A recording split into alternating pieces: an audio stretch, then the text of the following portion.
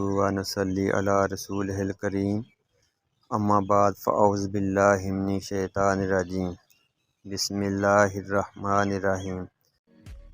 ناظرین، درود پاک پڑھنا اللہ تعالیٰ کی سنت ہے اور فرشتوں کی بھی ڈیوٹی ہے۔ 24 گھنٹے جو ہے وہ درود پاک پڑھا جاتا ہے، تو ہمیں بھی جو ہے وہ آپ صلی اللہ علیہ وآلہ وسلم پر درود پڑھنا چاہیے۔ میں آج آپ کو بتا رہا ہوں 3 مرتبہ درود پڑھنے کی کیا فضیلت ہے۔